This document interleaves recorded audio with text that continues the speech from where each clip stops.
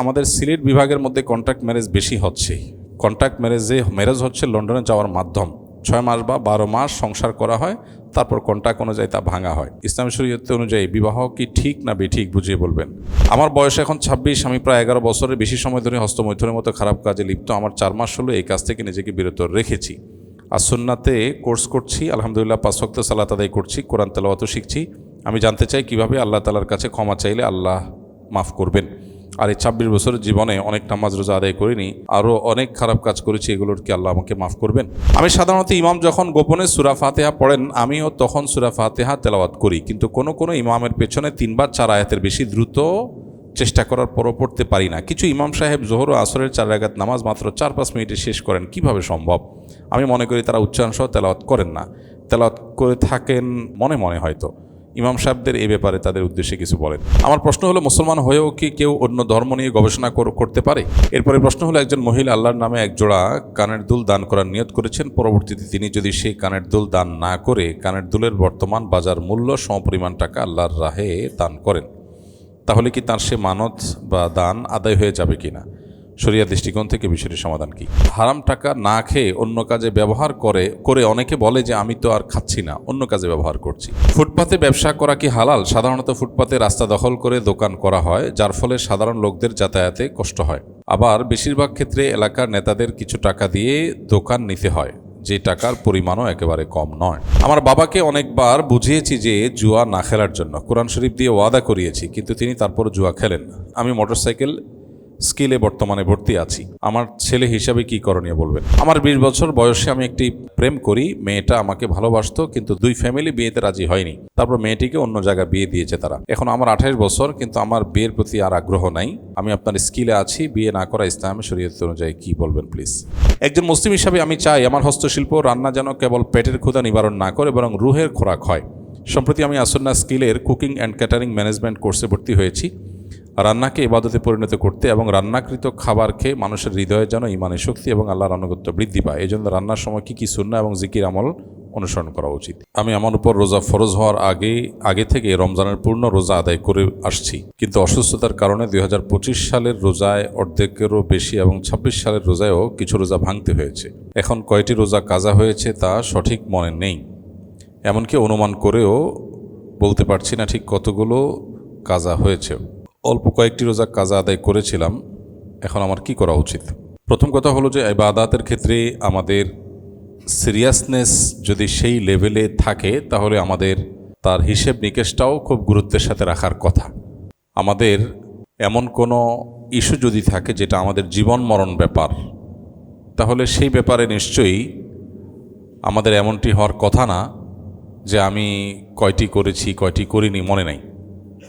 ধরুন আপনার এমন কোনো অসুখ হয়েছে যে অসুখে আপনাকে ডাক্তার এমন কিছু ঔষধ সাজেস্ট করেছে যে ওষুধের উপরে আপনার ট্রিটমেন্ট নির্ভর করে, এবং এই ট্রিটমেন্টটা আপনার বাঁচা মরার মতো বিষয়, তাহলে সেটার মনে রাখা না রাখা নিয়ে খুব বেশি বিড়ম্বনায় পোহাতে হওয়ার কথা না। ঠিক একইভাবে রমজানের রোজা আল্লাহ তাআলা ফরজ করেছেন।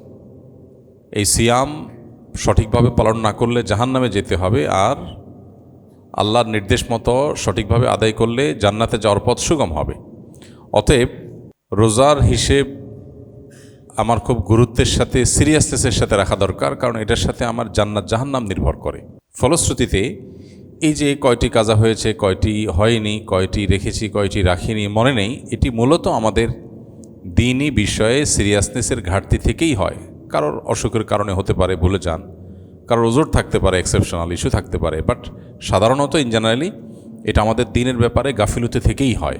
সেজন্য আমাদের প্রথম কাজ হলো ইস্তেগফার করা, তওবা করা, যে দ্বীনের ব্যাপারে আমরা সর্বোচ্চ সিরিয়াস হওয়ার চেষ্টা করব এবং আল্লাহ রাব্বুল আলামিনের কাছে জবাবদিহিতার জায়গাটা পরিষ্কার করব। এটা তাকওয়া, খৌফ এবং খাশিয়া তথা আল্লাহ রাব্বুল আলামিনের ভয় এবং তাকওয়ার অন্যতম দাবি। এরপরে কথা হলো যে কারোর যদি কয়টা রোজা রেখেছেন মনে না থাকে, তাহলে সেক্ষেত্রে তিনি অনুমান করবেন যে কতগুলো রোজা রেখেছেন তিনি নিশ্চিত, সেই জায়গাটায় তিনি থেমে তারপর বাকিগুলো রাখবেন। ধরা যাক তার 10টা রোজা নিশ্চিত রাখা হয়েছে, এর বেশি হয়েছে কিনা সন্দেহ, তাহলে 10টা তিনি রেখেছেন ধরে বাকিগুলোর কাজা করবেন। নামাজের ক্ষেত্রেও তাই, যদি কারোর কনফিউশন হয় এবং তিনি সঠিক সংখ্যা জানতে না পারেন, তাহলে নিশ্চিত সংখ্যা, সর্বনিম্ন কোনো একটা সংখ্যা ধরে তারপরে তিনি সামনে অগ্রসর হবেন। অতএব রোজার ক্ষেত্রে আপনি কতগুলো রোজা কাজা করেছেন, কতগুলো কাজা হয়েছে, নিশ্চিত এতগুলো কাজা হয়েছে, এর নিচে না, তাহলে ওইটুকু ধরে বাকিগুলো আপনি কাজা করবেন। এরপরে প্রশ্ন হলো, একজন মহিলা আল্লাহর নামে এক জোড়া কানের দুল দান করার নিয়ত করেছেন, পরবর্তীতে তিনি যদি সেই কানের দুল দান না করে কানের দুলের বর্তমান বাজার মূল্য সমপরিমাণ টাকা আল্লাহর রাহে দান করেন, তাহলে কি তার সে মানত বা দান আদায় হয়ে যাবে কিনা? শরিয়া দৃষ্টিকোণ থেকে বিষয়টির সমাধান কি? মানত এবং দানের মধ্যে পার্থক্য আছে। কেউ নিয়ত করলো যে আমি এই কাজটি করব, এতে মানত হয় না, এটাতে নিয়ত হয়। ধরা যাক কেউ বলল যে আমি মসজিদে এত টাকা দান করব, গরিব দুঃখীদেরকে এই জিনিসটা দিব, বা আমার অমুক কানের দুলটা আমি আল্লাহর রাস্তা দান করে দিব, তো এটা নিয়ত, এটা মানত না। কোনো কারণে এই নিয়ত যদি পরিবর্তন করতে হয় সেটা করা জায়েজ আছে, এর কারণে কোনো গুনাহ হবে না। ধরা যাক যে তার এর চাইতে ইম্পর্টেন্ট কোনো ইস্যু চলে আসছে, তিনি আর দানটা করতে পারেন নাই, যদি ওজর থাকে তাহলে তিনি এটা চেঞ্জ করলে গুনাহ হবে না। কিন্তু দুনিয়ার মোহ থেকে নিয়ত করেছেন ভালো কাজের, কিন্তু পরে আবার সম্পদের মোহ তৈরি হয়েছে, মায়া তৈরি হয়েছে, সেখান থেকে তিনি সিদ্ধান্ত পরিবর্তন করেছেন, সেটা ঘৃণিত এবং জঘন্য বিষয়। কিন্তু এর কারণে তিনি গুনাহগার হয়েছেন বলা যাবে না, কারণ তিনি আসলে কারোর সাথে ওয়াদাবদ্ধ হন না। হ্যাঁ, কোনো কোনো নিয়ত ওয়াদাবদ্ধের সামিল। আপনি কোনো দিনই প্রতিষ্ঠানে দিবেন, নিয়ত করেছেন, তাদেরকে বলেছেন, তারা লিখেছে, তাদের একটা এস্টিমেটেড বাজেট তারা ঠিক করেছে, এরপরে আপনি শুধুই খেয়াল খুশি মতো সম্পদের মোহ মায়া থেকে আপনি সরে আসলেন ওখান থেকে, তো সেটা তো প্রতিশ্রুতি ভঙ্গের সামিল হতে পারে। এমনিতে মনে মনে নিয়ত করেছেন, কাউকে কিছু বলেন নাই, বা এটা কোনো প্রতিশ্রুতির বিষয় না, আপনার এটা ডিপেন্ড করে, এটার উপর নির্ভর করে কারোর কোনো প্রজেক্ট সে ঠিক করে নাই, তাহলে সেক্ষেত্রে আপনার মনের নিয়ত পরিবর্তন হতে পারে, এর জন্য কোনো গুনাহ হবে না। বিশেষ করে যদি কানের দুল দেওয়ার নিয়ত করেছেন, এটা না দিয়ে ওটার বাজার মূল্য দান করেন, তাতে কোনো অসুবিধা নেই, ওটা আদায় হয়ে যাবে। মানত যদি হয় সেটা ভিন্ন বিষয়। মানত কাকে বলে? মানত মানে হলো কোনো বিষয়ে আমার শর্ত সাপেক্ষে দানের নিয়ত করলাম, এটাকে বলা হয় মানত। শর্ত সাপেক্ষ দান কীরকম? আমার অমুক কাজটা হলে অমুক দানটা করব, অমুক কাজটা হলে অমুক ভালো কাজ করব, শর্ত সাপেক্ষ মানত বা ভালো কাজ, এটাই মানত।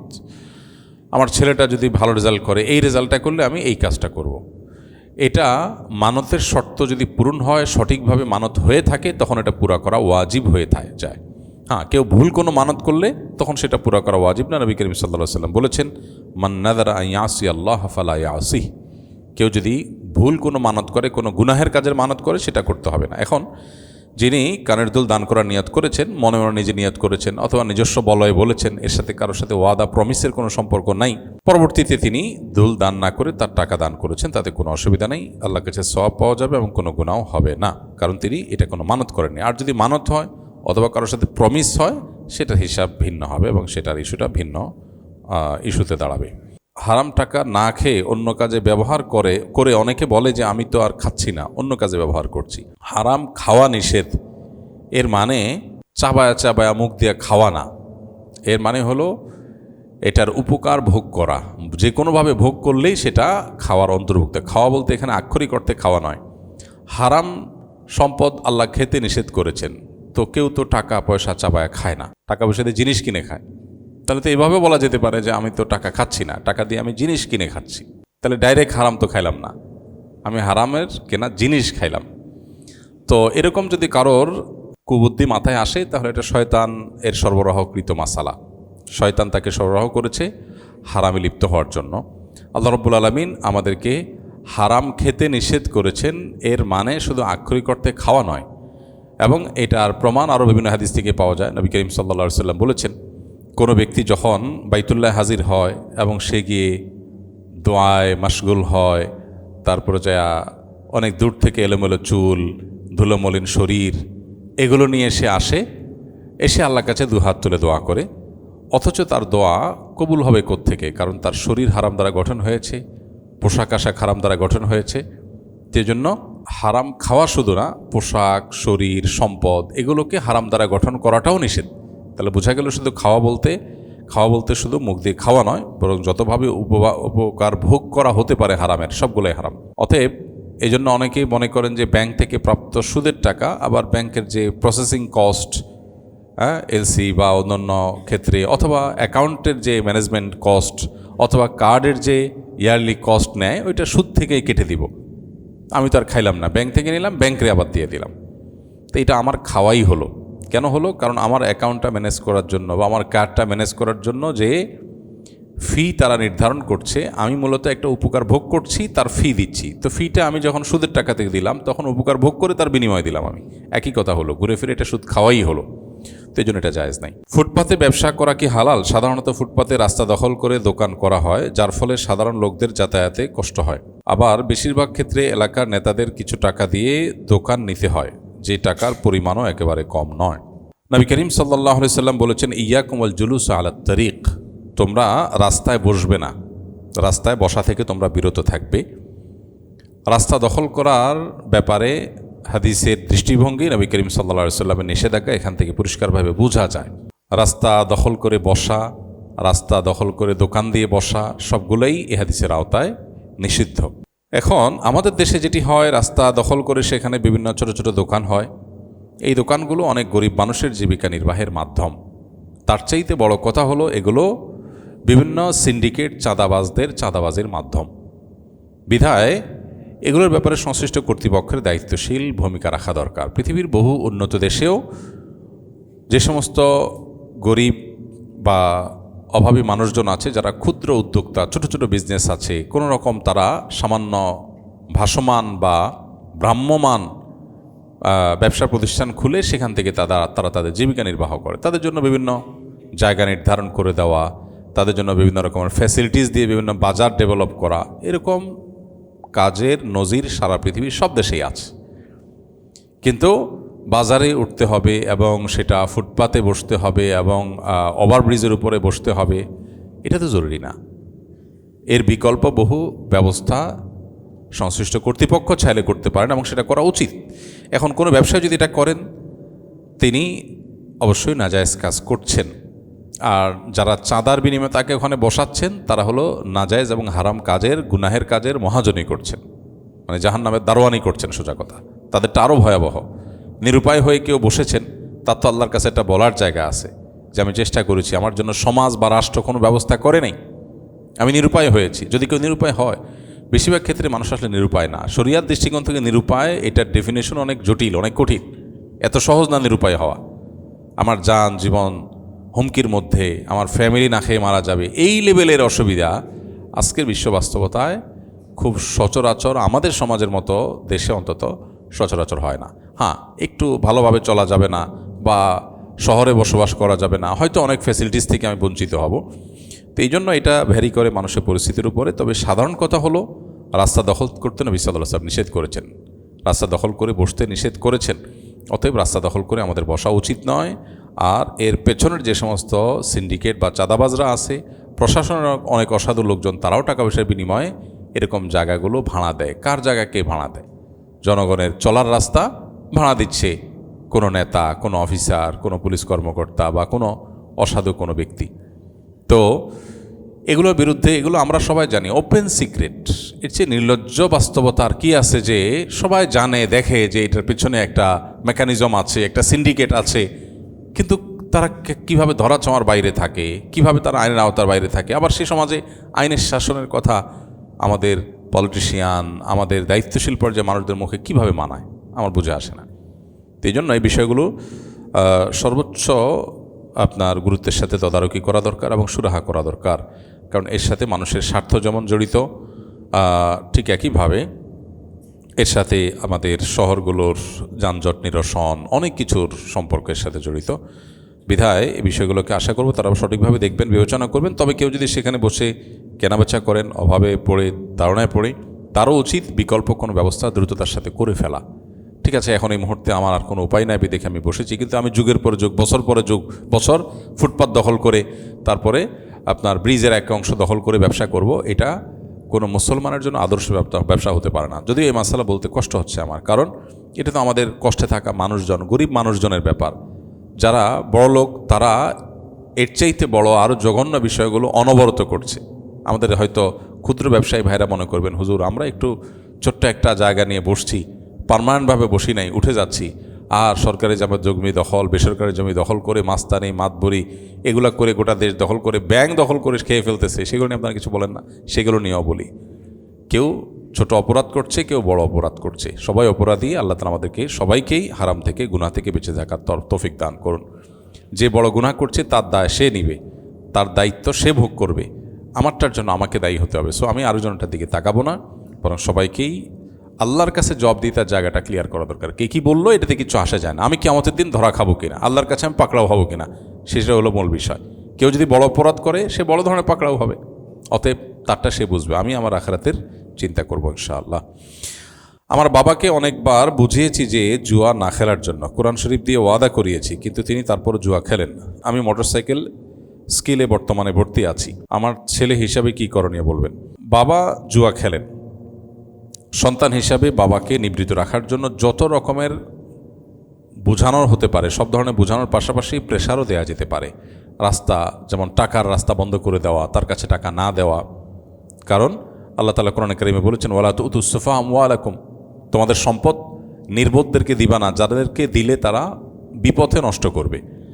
যদিও এটা সন্তানদের ক্ষেত্রেই প্রযোজ্য সাধারণত, কিন্তু এমনও যদি হয় যে বাবা এমন, মা এমন যে তাকে টাকা দিলে তিনি মাদক কিনে খাবেন, সেবন করবেন, অথবা জুয়ায় সেটা লাগাবেন, তাহলে সেই মা বাবাকে টাকা না দিয়ে তাদের চলার জন্য যা দরকার সেই জিনিসগুলো দেওয়া যেতে পারে। কারণ ক্যাশ টাকা তো আর চাবাই খাবে না, যেটা দরকার সেটা প্রোভাইড করতে হবে, অর্থাৎ জুয়ার রাস্তাটা বন্ধ করতে হবে। আমাদের এদেশে দিন দিন জুয়ার ভয়াবহতা এমন রূপ পরিগ্রহ করছে যে এভাবে যদি চলতে থাকে তাহলে এই সমাজ ধ্বংস হওয়ার জন্য আর বেশি কিছু লাগবে না। আল্লাহ রাব্বুল আলামিন কোরআনে কারিমে কয়েকটা জিনিসকে শয়তানের বিশেষ শয়তানি কর্মকাণ্ডের অন্তর্ভুক্ত করেছেন, তার ভিতরে একটা হলো জুয়া। ইন্নামাল খামরু ওয়াল মাইসিরু ওয়াল আনসাবু ওয়াল আজলামু রিজসুম মিন আমালিশ শাইতানি ফাজতানিবুহ। মাদক, জুয়া এগুলো শয়তানি কর্মকাণ্ড, এগুলো থেকে আল্লাহ তাআলা বিশেষভাবে বেঁচে থাকতে বলেছেন। আমাদের দেশে গত কয়েক বছর আগে ক্যাসিনো কাণ্ডে কত মানুষ রাস্তায় বসে গেছে আমরা জানি। বহু মানুষ চরম দুরবস্থার মধ্যে পড়েছে, বহু লাখপতি কোটিপতি রাস্তার ভিখারি হয়ে গেছে। এরকম ভয়াবহ অবস্থা আমাদের দেশে হয়েছে এবং আমরা দেখেছি সেটা। এরপরেও জুয়ার এই চক্র বন্ধের কোনো চেষ্টা বিশেষভাবে লক্ষ্য করা যাচ্ছে না, অথচ উল্টাটা হচ্ছে। আমরা এর আগেও বলেছি, বিশেষ করে বিভিন্ন খেলাধুলার উপরে ভর করে, ক্রিকেট হোক ফুটবল হোক, এগুলোকে ঘিরে যে আসর হয়, বিভিন্ন আসর এবং টুর্নামেন্টকে ঘিরে যে পরিমাণ জুয়া আমাদের দেশে বিস্তার লাভ করছে, একজন সামান্য সচেতন মানুষেরও কপালে ভাঁজ পড়ার কথা। অনেক টেলিভিশন চ্যানেল নিয়মতান্ত্রিকভাবে রেজিস্ট্রেশন নিয়ে গভর্নমেন্ট থেকে যারা সম্প্রচার কার্যক্রম করছে, তারা পর্যন্ত খেলাধুলার ফাঁকে ফাঁকে জুয়ার অ্যাডভার্টাইজ দিচ্ছেন। এবং আমাদের দেশে অ্যাডসেন্সের মাধ্যমে যারা বিভিন্ন উপার্জন করছেন, তাদের ভিডিওতে, কন্টেন্টের মধ্যে এই সমস্ত জুয়ার বিভিন্ন সাইটগুলার, অ্যাপগুলোর অ্যাডভার্টাইজ দেধারসে দেওয়া হচ্ছে, যেন দেখার কেউ নেই। ঠিক একইভাবে বিশ্বকাপ ফুটবলকে ঘিরে গ্রামে গঞ্জে বড় বড় মনিটরে খেলা দেখার যে কালচার আমাদের সমাজে ডেভেলপ হয়েছে, আমরা লক্ষ্য করেছি যে এই কালচারের পেছনেও অনেক এলাকাতে পরিষ্কারভাবে জুয়া জড়িয়ে আছে।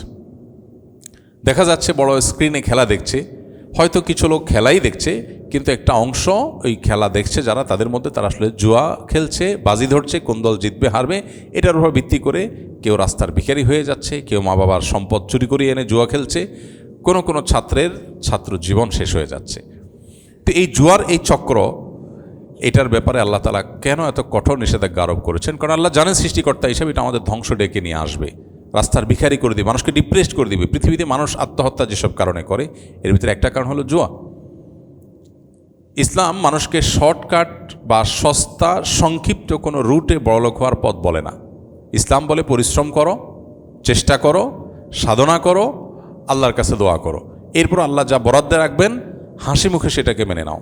এটাই হলো দিন, এটাই তোমার সুখের সাথে থাকার মূল মন্ত্র, এটাই তোমার আখিরাত ডেভেলপ করার মূল মন্ত্র। এখন আমাদের দেশে যত সস্তা চটকদার বিজ্ঞাপন হয়, আমাদের নামে বিভিন্ন রকমের প্রতারণা, আসুন্নাহ ফাউন্ডেশনের নামে আমার ছবি এবং এআই ভিডিও ব্যবহার করে বিভিন্ন রকম প্রতারণা হয়, আপনারা জানেন। কে গ্রেপ্তারও করেছে, ইতিমধ্যে অনেকে জেলে আছে, পুলিশ হেফাজতে আছে, অনেকের বিরুদ্ধে মামলা চলমান আছে। তো কিভাবে মানুষ এগুলো বিশ্বাস করে আল্লাহ ভালো জানে। খুব সহজে যে ভাই মাত্র 1000 টাকা ইনভেস্ট করবেন, এবং আপনি অল্প সময়ের মধ্যে 5,000 টাকা ব্যাক পাবেন। এত সহজ দুনিয়া, এত সস্তা দুনিয়া। কেন আপনি এত সস্তায় এত সহজে বড়লোক হওয়ার চিন্তা করতেছেন কেন? একটু পরিশ্রম করেন, একটু খাটাখাটনি করেন, খাটাখাটনি করতে রাজি না। তো জুয়া হলো সেই রকম জিনিস যেটা আর্থসামাজিক উন্নতির পিছনে কোনো ভূমিকা নাই, মানুষকে ধ্বংস ডেকে আনে। এই জন্য আল্লাহ তাআলা এটাকে হারাম করেছেন। আমাদের উচিত এটা থেকে বেঁচে থাকা। এখন কারোর বাবা যদি এটাতে আক্রান্ত হয়, কারোর ভাই যদি আক্রান্ত হয়, তাদের বিরুদ্ধে যদি অর্থকড়ি বন্ধ করে দেওয়া হয়, তাতে তারা মনোকষ্টও পায়, তাতে কোনো গুনাহ হবে না সন্তান হিসাবে, সেটুকু করতে হবে। আর যদি আমার হাতে নিয়ন্ত্রণ না থাকে, বরং তার টাকা দিয়ে সে জুয়া খেলে, তাহলে সেক্ষেত্রে মুরব্বিদেরকে দিয়ে বোঝানো, বিভিন্নভাবে চাপ তৈরি করা, পারিবারিকভাবে, সামাজিকভাবে, এটা সন্তান হিসাবে আমরা করব। এরপরও যদি তাকে নিয়ন্ত্রণ করা না যায়, তার দায়ভার আল্লাহর উপরে ছেড়ে দেবো আমরা ইনশাআল্লাহ। আমার প্রশ্ন হলো, মুসলমান হয়েও কি কেউ অন্য ধর্ম নিয়ে গবেষণা করতে পারে? মুসলমান হওয়ার পর যদি অন্য কোনো ধর্ম নিয়ে কেউ গবেষণা করতে চায়, সেটা করতে পারে। নির্ভর করে তার উদ্দেশ্য কি এবং সেটার জন্য সে উপযুক্ত ব্যক্তি কিনা। কারণ কেউ যদি সাপ ধরে, বিষাক্ত সাপ ধরে তার বিষ দিয়ে মেডিসিন তৈরি করতে চায় বা কোনো উপকারী কিছু করতে চায়, তাহলে তো এ বিষয়ে তাকে এক্সপার্ট হতে হবে। না হলে সে ভালো কিছু করার উদ্দেশ্যে করতে গেলেও উল্টা বরং বলে সে নিজেই শেষ হয়ে যাবে। ঠিক একইভাবে একটা ছোট বাচ্চা যদি ছুরি দিয়ে কিছু কাটতে চায়, তো ছুরি দিয়ে কিছু কাটার আগে তার হাতই কেটে ফেলতে পারে। এই জন্য একজন মুসলমান অন্য ধর্ম সম্পর্কে পড়াশোনা করবেন, গবেষণা করবেন, কম্পারেটিভ রিলিজনের উপরে পড়াশোনা করবেন। এটার উপরে প্রথম শর্ত হলো তার নিয়তটা কি। তার নিয়ত যদি হয় ইসলামের শ্রেষ্ঠত্ব এটাকে প্রমাণ করা, দাওয়ার জন্য সেটা করে, তাহলে ঠিক আছে। আবার আরেকটা শর্ত হলো যে তার মধ্যে যদি সেই ক্যাপাসিটি থাকে যে তার দ্বীন, ঈমান, আকীদা এগুলো অত্যন্ত শক্তিশালী ফাউন্ডেশনের উপরে ভিত গড়ে উঠেছে। এখন তার আর বিপদগামিতার শঙ্কা নেই, সে সেফ, এতটুকু ক্যাপাসিটি আছে, তাহলে সে অবশ্যই পড়তে পারে। কিন্তু সেটা ছাড়া যদি কেউ করতে যায়, তাহলে সে উল্টা বরং ওই সাপের ছোবলে নিজেই বরং মারা যেতে পারে বা নিজের ঈমান আমল শেষ হয়ে যেতে পারে। এই জন্য সবার জন্য এটা জায়েজ নয়। এবং এত উদার হওয়ার সুযোগ ইসলামে রাখা হয় নাই। যত উদার হলে আপনি যা খুশি তা করবেন। আসলে পৃথিবীতে যা খুশি তা করার মতো স্বাধীনতা কারোরই নেই। এটা মিথ্যা কথা যে অমুক ইজমে, অমুক মতবাদে মানুষের এই স্বাধীনতা দেওয়া আছে, ওই স্বাধীনতা দেওয়া আছে, বা পূর্ণ স্বাধীনতা দেওয়া আছে। পরিপূর্ণ বা শতভাগ স্বাধীন বলতে কিছু নেই। প্রত্যেকটা মানুষ নিয়ন্ত্রিত, কোনো দেশের সংবিধান দ্বারা নিয়ন্ত্রিত, বিচার বিভাগ দ্বারা নিয়ন্ত্রিত, আইন দ্বারা নিয়ন্ত্রিত, কেউ আল্লাহ তাআলার আদেশ নিষেধ দ্বারা নিয়ন্ত্রিত। সবাই নিয়ন্ত্রিত। নিয়ন্ত্রণের বাইরে পৃথিবীতে কোনো মানুষ নেই। মানুষ যা খুশি তা করবে, এরকম কোনো সিস্টেম পৃথিবীর কোনো সমাজে কোনো মানুষের জন্যই নেই। এখন কেউ নিয়ন্ত্রিত মানুষের প্রচলিত আইন সংবিধান দ্বারা, আর কেউ নিয়ন্ত্রিত আল্লাহ রাব্বুল আলামিনের আদেশ নিষেধ দ্বারা। পার্থক্য এতটুকু, সবাই গোলাম। কেউ আল্লাহর গোলামের গোলাম, কেউ সৃষ্টিকর্তার গোলাম, আর কেউ সৃষ্টিকর্তার গোলামদের গোলাম। পার্থক্য এটা, কে কোনটা চুজ করবে তার ব্যাপার। তো এই জন্য আমাদের অতি উদারতার সুযোগ নেই, বরং আমার দ্বীন ঈমান যদি মজবুত হয়ে যায়, তারপর আমি অন্য বিষয়ে জানতে পারি, অন্যদের ধর্ম সম্পর্কে জানতে পারি, এবং সেটার ফলে আমার ঈমান আরও মজবুত হবে। আমি মানুষকে দাওয়ার কাজে সেটা ব্যবহার করতে পারবো, সেই জন্য ঠিক আছে। আমার 20 বছর বয়সে আমি একটি প্রেম করি। মেয়েটা আমাকে ভালোবাসতো, কিন্তু দুই ফ্যামিলি বিয়েতে রাজি হয়নি। তারপর মেয়েটিকে অন্য জায়গায় বিয়ে দিয়েছে তারা। এখন আমার 28 বছর, কিন্তু আমার বিয়ের প্রতি আর আগ্রহ নাই।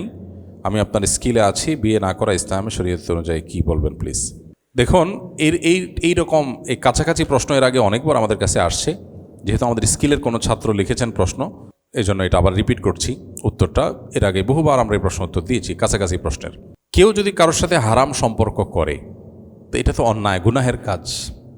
গুনাহের কাজ করার পর যদি আবার কোনো কারণে তাকে হারাতে হয়েছে, বিয়ে করতে পারে নাই, তো মনের দুঃখে বিয়ে না করার মতো নির্বুদ্ধিতা, এর মতো বোকামি আর কিছু হতে পারে না।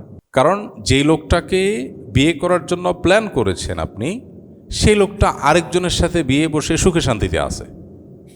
তো আপনার উচিত তাকে দেখায়া 4টা বিয়ে একসাথে করা। যে তুমি যদি একটা করে থাকতে পারো আমারে ছাড়া, তো আমার সমস্যা কি? তুমি যদি আমারে ছাড়া অন্য কোথাও বিয়ে করে সুখে শান্তিতে থাকতে পারো, তো আমি তোমার চেয়ে আরও বেশি পারি। আমি রং জায়গায় ছিলাম, সেটা আমি বুঝলাম। এখন আরও শুকরিয়া আদায় করবো আরও বেশি। আলহামদুলিল্লাহ, আমি ভুল জায়গায় ছিলাম, আল্লাহ আমারে বাঁচাইছে। অজায়গায় ছিলাম, আমি যদি বিয়ের পরে ধরাটা খাইতাম, আগে ভাগে আল্লাহ আমাকে বাঁচাই দিছে, শুকরিয়া আদায় করে তাড়াতাড়ি বিসমিল্লাহ পড়ে বিয়ে করে ফেলা উচিত। এখন অভিমান করে সে সুখে শান্তিতে সংসার করে যাচ্ছে, জীবনযাপন করে যাচ্ছে, আর আমি বোকার মতো বলতেছি 28 বছর হয়ে গেছে, 38 বছর হয়ে গেছে, আমি আর বিয়ে করব না, আমি মরে যাব, আমি শেষ হয়ে যাব। তো এটার মতো বোকামি, এটার মতো পাগলামি আরেকটা হতে পারে না। বুঝাচ্ছে কথা? এই জন্য এই জায়গায় সংশোধনী আনা উচিত। মানুষ আল্লাহর অবাধ্যর পথে যখন যায় তখন নানাবিধ অশান্তি শুরু হয়। এই জন্য দেখবেন ওই যে হারাম যত সম্পর্ক আছে, সম্পর্কগুলো করার পর মানুষের মধ্যে অস্থিরতা বাড়ে। এই জন্য যে অবৈধ সম্পর্ক এবং হারাম প্রেমের যত গান আছে সবগুলোতে দেখবেন চলে গেলাম, মরে গেলাম, বাঁচাতে পারবে না কেউ, আমি শেষ হয়ে যাব, আমি মরে যাব। তো কপাল পোড়া, মরার রাস্তায় তো গেছো, তুমি বাঁচবা কীভাবে? বাঁচা এত সোজা? গেছো তুমি মরার রাস্তায়, তো তোমার মুখ দিয়ে তো ওইটাই বাইর হবে যে আমি বলবো না, মরে যাব, আমি শেষ হয়ে যাব। তোমার আল্লাহ নিষেধ করছে ওদিক যাইও না। এখন যা দেখতেছো জ্বালা পোড়া শুরু হয়ে গেছে, তো জ্বালা পোড়া তো হবেই, গেছেই তো জ্বালা পোড়ার পথে। মিয়া বৈধভাবে হালালভাবে বিয়ে শাদী করো, তোমার জ্বালা পোড়া হবে না, প্রশান্তি হবে। আল্লাহ কোরআনে বলেছেন আদম আলাইহিসসালামের জন্য হাওয়াকে সৃষ্টি করেছেন, মানুষের জন্য, পুরুষদের জন্য আর স্ত্রীকে সৃষ্টি করেছেন কেন? লিতাসকুনু ইলাইহা, তার কাছে গেলে প্রশান্ত হয়ে যাবে, আর হারাম জায়গা গেলে অস্থির হয়ে যাবে, পেরেশানি হয়ে যাবে। এই দেখছেন অশান্তি শুরু হয়ে গেছে, গুনাহ করছেন, অশান্তি শুরু হয়ে গেছে। এখন উচিত হলো তওবা করা এবং দ্রুত বিয়ে করা। এর বাইরে আরেকটা জিনিস আছে আমাদের দেশে এখন, বিবাহ ফোবিয়া। গোটা দুনিয়াতে এটা আছে, আমাদের দেশে নতুন করে, কারণ আমরা নতুন পাগল, অন্যরা পুরান পাগল। আল্লাহর অবাধ্য হওয়ার ক্ষেত্রে তারা আমাদের চেয়ে সিনিয়র, আমরা এখন মুসলমানরাও তাদের মতো হওয়া ধরছি।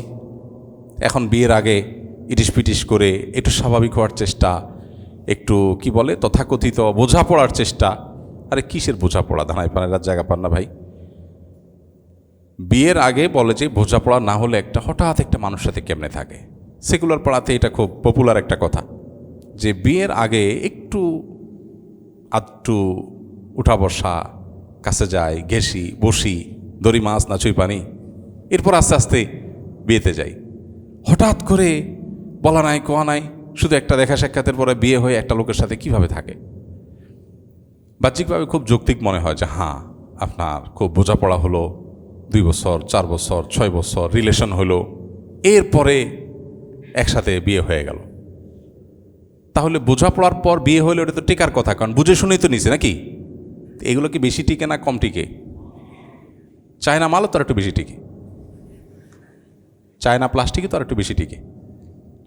আর আমাদের বাপ চাচারা যে বিয়ে শাদী করছেন, আমরা তো এখন দেখতে পাইতেছি আগের যুগে মানুষ এত লাজুক ছিল, এত লজ্জা, এত শরম ছিল, দেখতে নিয়ে গেছে মাথা উঠায় তাকায়ও নাই মুরব্বীদের সামনে, লজ্জা। কি বিয়ে করে আনছে নিজেও জানে না। বাসরাতে আসছে, বিদ্যুৎই নাই গ্রাম, হারিকেন ডিম করে জ্বালানো আছে। এখন জোরে জ্বালালে আবার পাশের ঘর থেকে বোঝা যাবে, কারণ কাঁচা ঘর, পাশের রুম থেকে দেখা যাবে। বেচারা তার বউটা একটু ভালো করে দেখতেও পারে নাই। এই বউ নিয়ে সংসার করছে 60 বছর, 70 বছর, 80 বছর টিকে গেছে। জাপানি মালও এত টিকে না, এইরকম টিকে গেছে। এখন শয়তান বুদ্ধি দিয়েছে কি, না না না না, আগে একটু বোঝাপড়া দরকার আছে। আল্লাহর বিধানের বাইরে যে যাবে তার কপালে জ্বালা পোড়া ছাড়া আর কিচ্ছু হতে পারে না। শান্তি শুধু আল্লাহর বিধানের মধ্যেই আছে। অতএব বিবাহ ফোবিয়া যেটা আজকে পৃথিবীতে তৈরি হয়েছে, খুব ভয়াবহ একটা বিষয়। মানব সভ্যতা হুমকির মধ্যে পড়তে পারে যদি এই বিবাহ ফোবিয়া এভাবে টিকে থাকে। কারণ সাংসারিক এই বিধি ব্যবস্থা যদি পৃথিবীতে টিকে না থাকে, মানব সভ্যতা টিকে থাকাটা কঠিন হবে।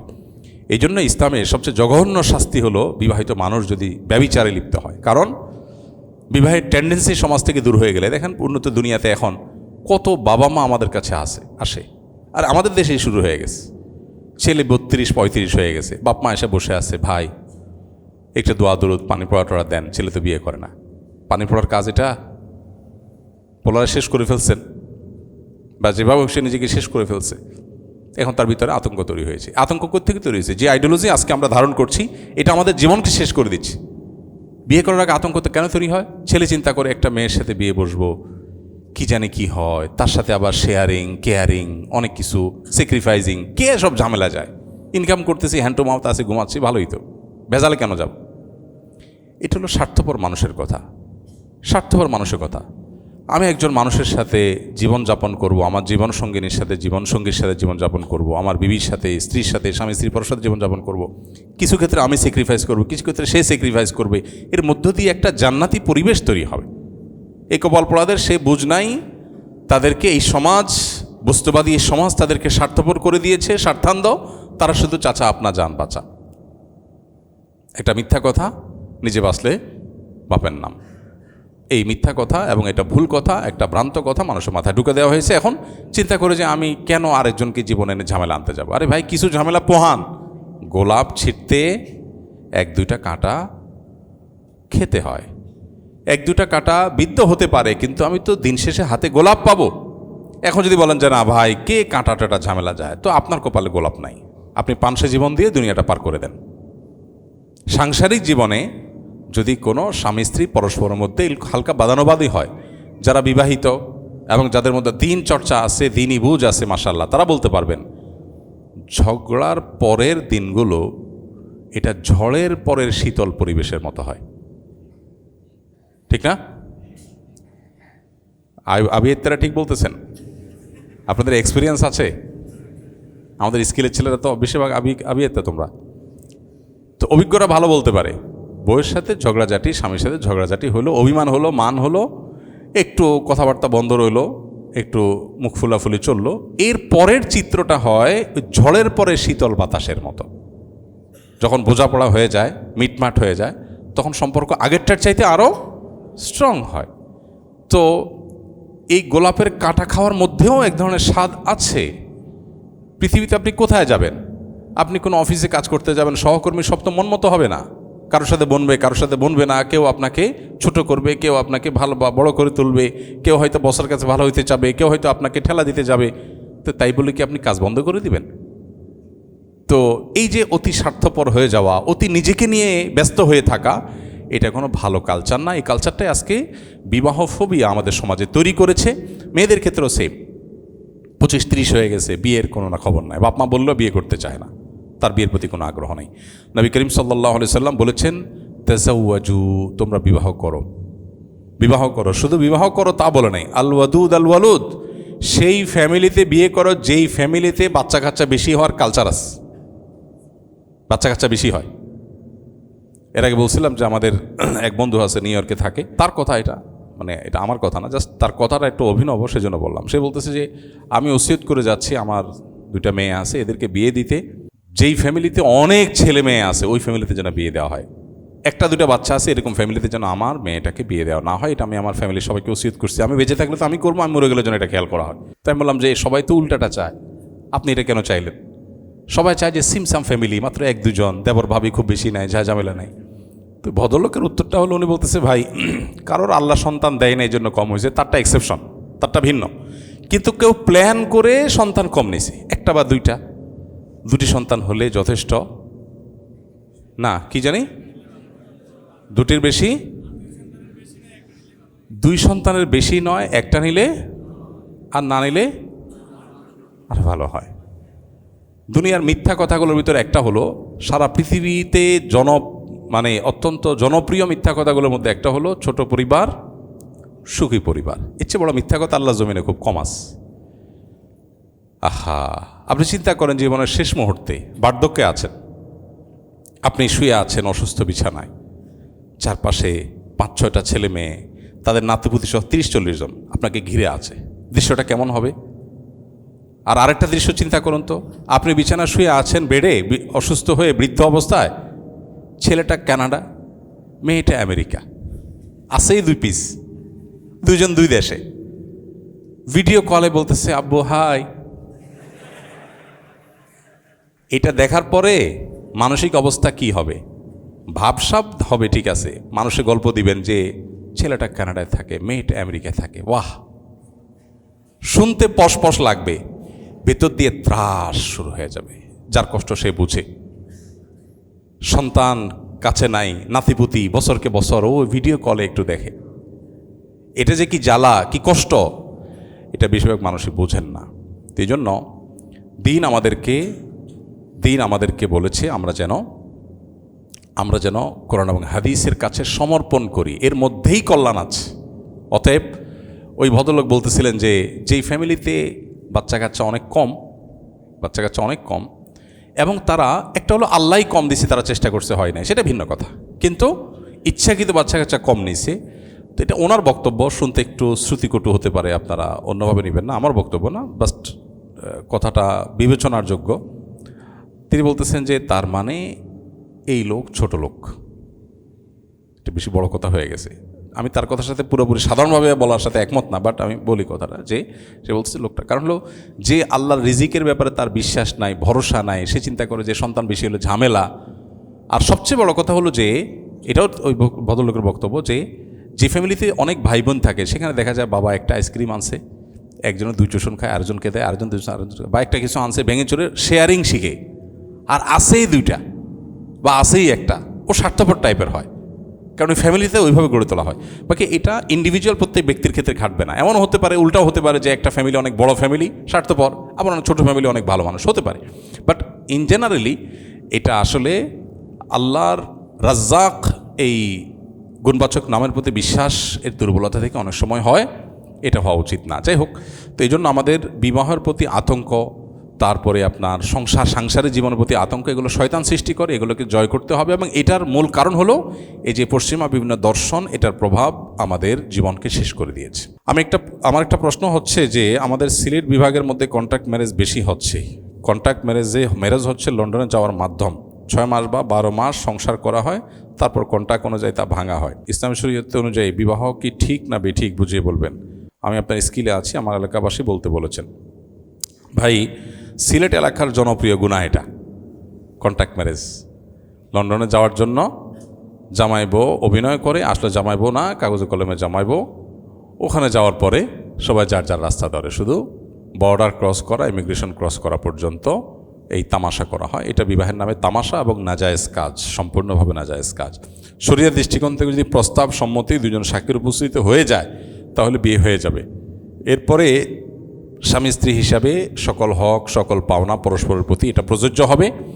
এবং যদি এটাকে অভিনয় করা হয়, নাটক বানানো হয়, এমনও হতে পারে যে পরবর্তীতে বিয়ে কিন্তু ঠিকই রয়ে গেছে, নিয়মতান্ত্রিক ডিভোর্সও হয়নি, তাহলে সেক্ষেত্রে অন্যত্র বিয়ে ওই মেয়ে হলে মেয়ের জন্য করা জায়েজ নাই, আর পুরুষ হলে তার এই বিয়েটা বৈধ বিয়ে হিসেবে বিবেচিত হবে। তার স্ত্রীর অধিকার আদায় না করার কারণে সে আল্লাহর কাছে দায়ী থাকবে। আর যদি বলেন যে না, তালাক দিয়েই দিবে, তাহলে বিবাহের নামে এই তামাশা করা, কন্ট্রাক্ট ম্যারেজ করা স্পষ্ট গুনাহের কাজ এবং ভয়াবহ অপরাধ। এটা কোনো অবস্থাতে জায়েজ নয়। আমার বয়স এখন 26, আমি প্রায় 11 বছরের বেশি সময় ধরে হস্তমৈথুনের মতো খারাপ কাজে লিপ্ত। আমার 4 মাস হলো এই কাজ থেকে নিজেকে বিরত রেখেছি। আর সুন্নাতে কোর্স করছি, আলহামদুলিল্লাহ 5 ওয়াক্ত সালাত আদায় করছি, কোরআন তেলাওয়াতও শিখছি। আমি জানতে চাই কিভাবে আল্লাহ তাআলার কাছে ক্ষমা চাইলে আল্লাহ মাফ করবেন। আর এই 26 বছরের জীবনে অনেক নামাজ রোজা আদায় করিনি, আরও অনেক খারাপ কাজ করেছি, এগুলোর কি আল্লাহ আমাকে মাফ করবেন? আল্লাহ রাব্বুল আলামিন সবচেয়ে বেশি ভালোবাসেন বান্দার তওবাকে। ইন্নাল্লাহা ইউহিব্বুত তাওয়াবিন ওয়া ইউহিব্বুল মুতাতাহহিরিন। আল্লাহ তাআলা তওবাকারীদেরকে অনেক বেশি পছন্দ করেন। এই জন্য গুনাহ করার পর যদি কেউ ফিরে আসে এবং আল্লাহর ভয়ে আল্লাহর সামনে দাঁড়াবার লাজে লজ্জিত হয়ে যদি কেউ ফিরে আসে, আল্লাহ তাআলা তাকে ক্ষমা করেন। শুধু তা নয়, তার কোনো কোনো ক্ষেত্রে আল্লাহ তাআলার গুনাহকে সওয়াবে পরিণত করে দেন। তো এই জন্য আল্লাহর কাছে পরিপূর্ণ আস্থা থাকতে হবে। শয়তান আমাদেরকে নিরাশ করে দেয়, না এত গুনাহ করেছে। বিশেষ করে হস্তমৈথুনের এই অপরাধের একটা ভয়াবহ দিক হলো, এটা করতে করতে করতে একটা সময় তরুণদের, মানুষের মনে আল্লাহর প্রতি আপনার অবিশ্বাস কিংবা অনাস্থা এবং আল্লাহর ক্ষমাশীলতার প্রতি বিশ্বাসের দুর্বলতা, এগুলো তৈরি হয়। ফলে কি হয়, সে নিরাশ হয়ে যায়।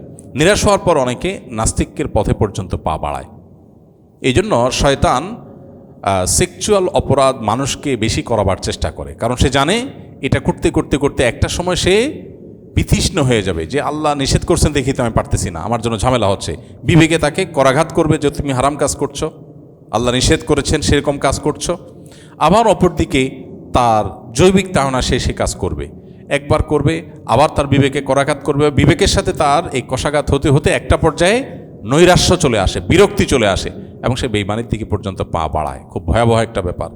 এই জন্য হস্তমৈথুন বা এই জাতীয় গুনাহ থেকে বেঁচে থাকার জন্য সর্বোচ্চ চেষ্টা করতে হবে, কারণ এটা শুধু গুনাহ না, এটা ঈমান হারা হওয়ার একটা রুট অনেক সময় হয়। এখন যিনি প্রশ্ন করেছেন আমাদের স্কিলের ছাত্র 26 বছর বয়সে, আমি তাকে বলবো যে যেহেতু আপনি এটা ছেড়ে চলে আসছেন, এখন দৃঢ় বিশ্বাস রাখতে হবে আল্লাহ তাআলা আমাকে ক্ষমা করে দিয়েছেন, নাহলে আল্লাহ আমাকে তৌফিক দিয়েছেন কেন? আল্লাহ যে ছেড়ে আসার তৌফিক দিয়েছেন এটাই প্রমাণ করে যে আল্লাহ মাফ করতে চান, আল্লাহ ভালোবাসেন আমাকে, সেজন্য আল্লাহ আমাকে ফেরত আসার সুযোগ দিয়েছেন। কত মানুষ ফেরত আসতে চায়, আসতে পারে না, বাট আমাকে আল্লাহ আসার তৌফিক দিয়েছেন মানে আল্লাহ আমাকে ভালোবাসেন। সো আল্লাহর ওয়াদার প্রতি সুধারণা থাকতে হবে। অতি ভয় এটা শয়তান সৃষ্টি করে। আল্লাহর ভয় ভালো, কিন্তু অতি আল্লাহর ভয় ভালো না।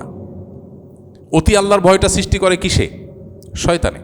কারণ শয়তান অতি ভয় সৃষ্টি করলে মানুষকে নিরাশ করে দিবে, আশা ছেড়ে দিবে আল্লাহর রহমতের। তখন সে চিন্তা করবে, যা আমার তো আর মাফ হবেই না, তাইলে আমার লাভ কি এসব করে, আমি যা খুশি তা করি। তো এই জন্য আল্লাহর কাছে ফেরত আসার পর আল্লাহ মাফ করবেন সেই সুধারণা রাখতে হবে। আর যে সমস্ত গুনাহগুলো করেছেন, এই গুনাহগুলো যদি বান্দার হক সংশ্লিষ্ট হয় সেগুলো তাদের কাছে আদায় করে দিবেন। আর যদি কারোর হক নষ্ট করে থাকেন, আচরণগতভাবে ত্রুটি করে, তার কাছে মাপ চাইবেন। সুযোগ না থাকলে আল্লাহর কাছে মাপ চাইবেন, তাদের পক্ষ থেকে দান সাদাকা করবেন, ইনশাআল্লাহ বিদিল্লাহ তাতে যথেষ্ট হবে। নামাজ কালাম কাজা করে থাকলে সেগুলো আদায় করবেন, রমজান রোজা না রেখে থাকলে, ভেঙে থাকলে সেগুলো আদায় করবেন, আল্লাহর কাছে তওবা করবেন ইনশাআল্লাহ। আল্লাহ বলেছেন, লা তাকনাতু মির রাহমাতিল্লাহ ইন্নাল্লাহা ইয়াগফিরুয যুনুবা জামিআ। তোমরা আল্লাহর রহমত থেকে নিরাশ হও না, আল্লাহ সকল গুনাহ মাফ করবেন, সকল গুনাহ মাফ করবেন। অনেকে বলে শিরকের গুনাহ মাফ হয় না, ভুল কথা। কে বলেছে শিরকের গুনাহ মাফ হয় না? সৃষ্টি জগতে এমন কোনো গুনাহ নাই যে গুনাহ মাফ হয় না। আল্লাহ বলেছেন, ইন্নাল্লাহা ইয়াগফিরুয যুনুবা জামিআ, সকল গুনাহ আল্লাহ তাআলা মাফ করেন।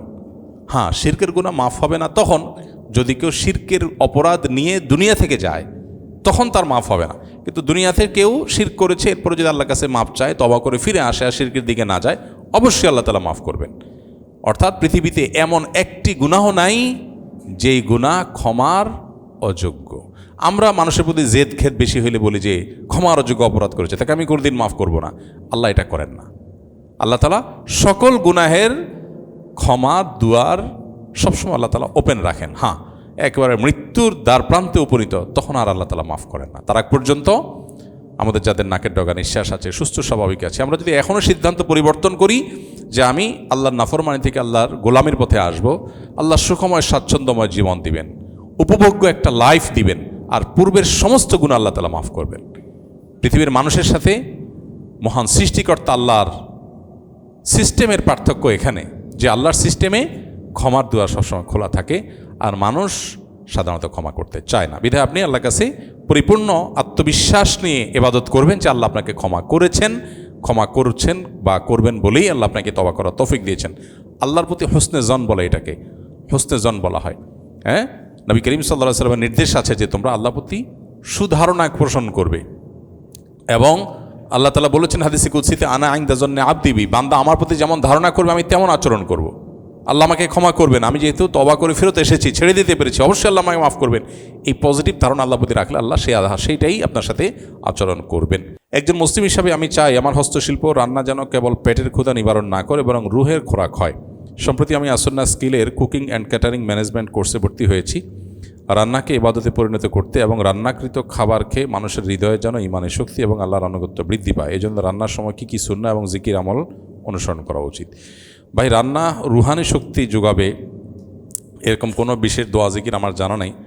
তবে আপনার উদ্দেশ্যটা সম্ভবত এরকম যে আপনি যে খাবার প্রস্তুত করবেন সেটা দিয়ে মানুষের শুধু ক্ষুধা নিবারণই হবে না, সেটা দিয়ে মানুষের স্বাস্থ্যগত, আধ্যাত্মিক এবং রুহানি যে শক্তি, স্পিরিচুয়াল যে শক্তি, সেটাও যেন বৃদ্ধি হয়। সেজন্য আপনি চেষ্টা করতে চান, কি করলে হবে?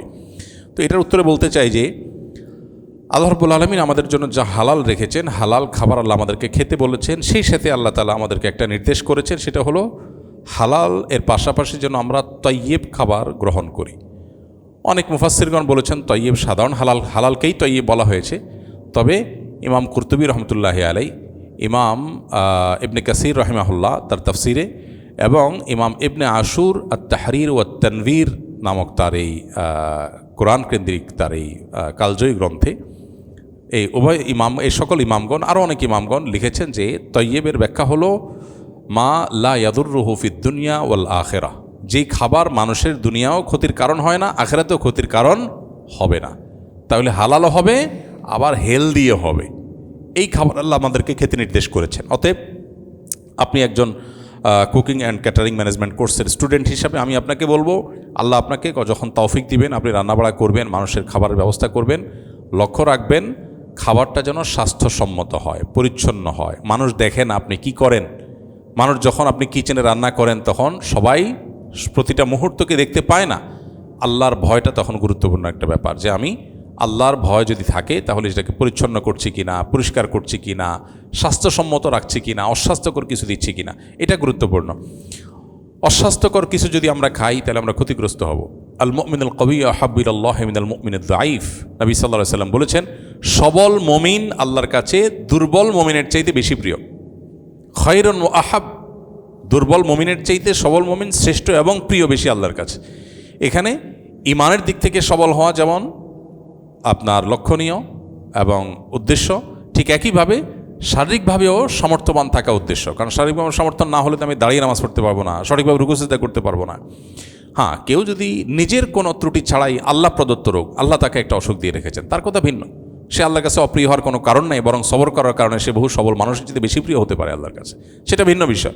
কিন্তু আমি উল্টাপাল্টা খাইলাম, খেয়ে অসুস্থ হয়ে গেলাম, ডায়াবেটিস বানালাম, বিভিন্ন রোগ আমার তৈরি হয়ে গেল, তো এটার জন্য আমি আল্লাহর কাছে অপ্রিয় থাকবো। কারণ আল্লাহ তাআলা ফিজিক্যালি আনফিট মানুষের তুলনায় যে ব্যক্তি সুস্থ সবল থাকার জন্য সচেষ্ট ছিল, প্রয়োজনীয় উদ্যোগ নিয়েছে এবং ফিট থেকেছে, সে আল্লাহর কাছে বেশি প্রিয়। কারণ তার ফিটনেস ইবাদতের জন্য কাজে লাগবে, তার ফিটনেস জিহাদের জন্য কাজে লাগবে। সো একজন ইমানদার সবল, সুস্থ, ফিট থাকার চেষ্টা করতে হবে।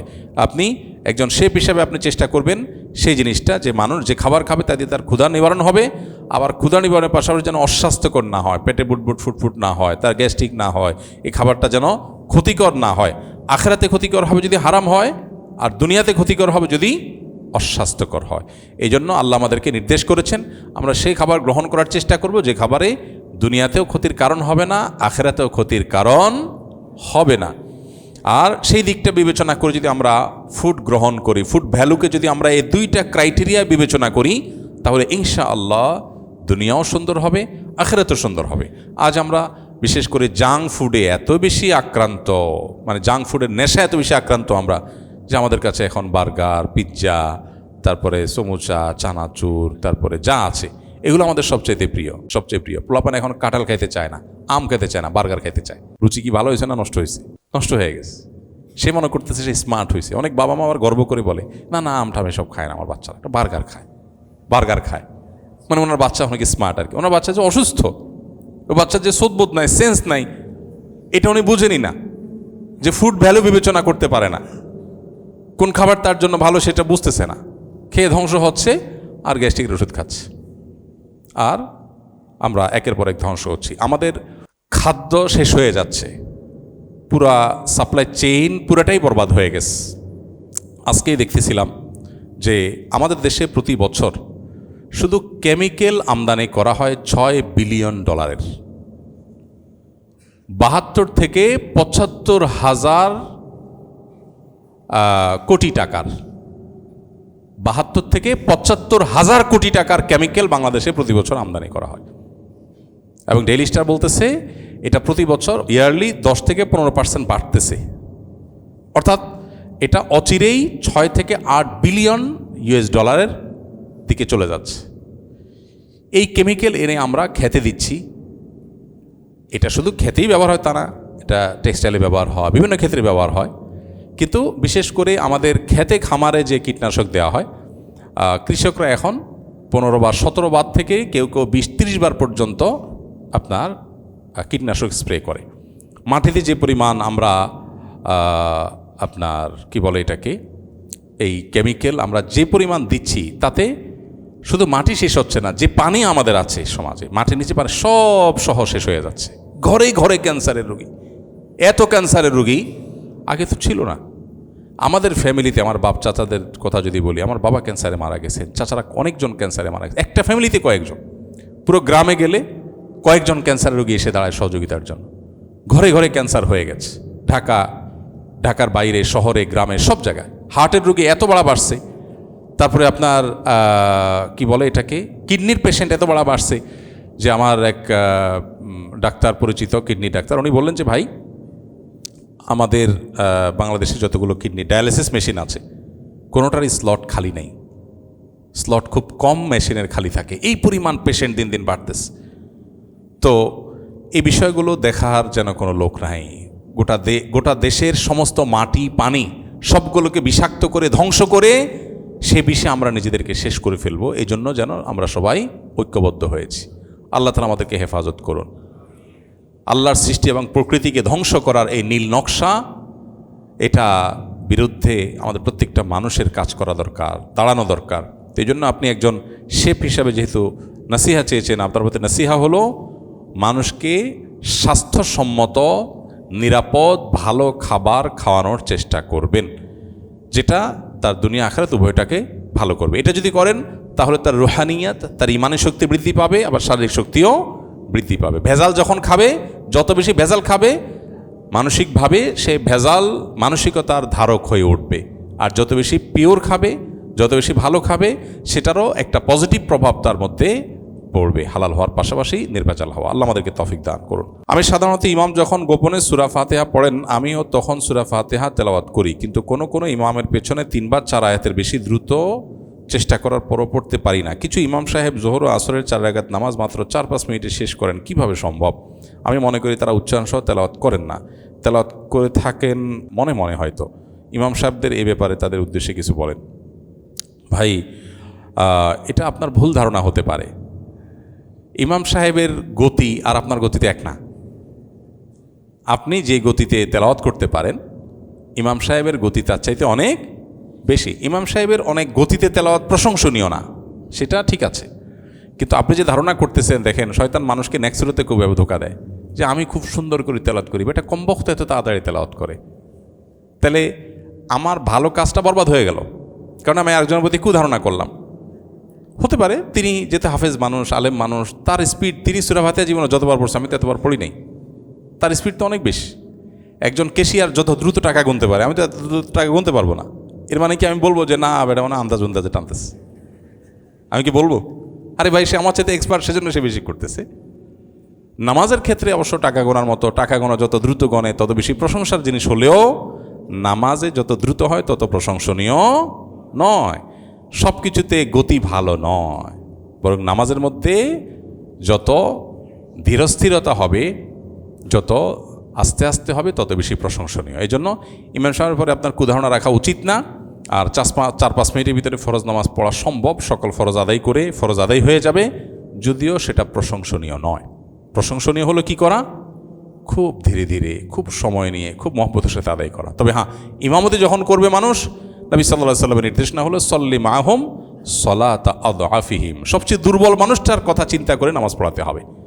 সাহাবীদের মধ্যে একবার এক সাহাবীকে রাসূল আকরাম সাল্লাল্লাহু আলাইহি ওয়াসাল্লাম কথা ইমাম হিসেবে নিযুক্ত করেছেন। উনি লম্বা লম্বা কেরাত ধরেন, এত লম্বা সময় ধরে নামাজ পড়েন যে মুসল্লিদের মুক্তাদিদের অবস্থা খারাপ।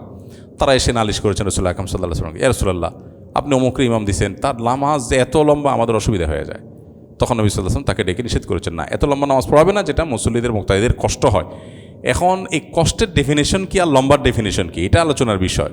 আজকাল এমন অবস্থা হয়েছে যে আমাদের এই মসজিদের কথা শুনি যে মাঝে মধ্যে ইমামকে পিছনতে মুক্তাদিরা কেউ বলে ভাই সূরা ইখলাস দিয়ে নামাজ পড়বেন।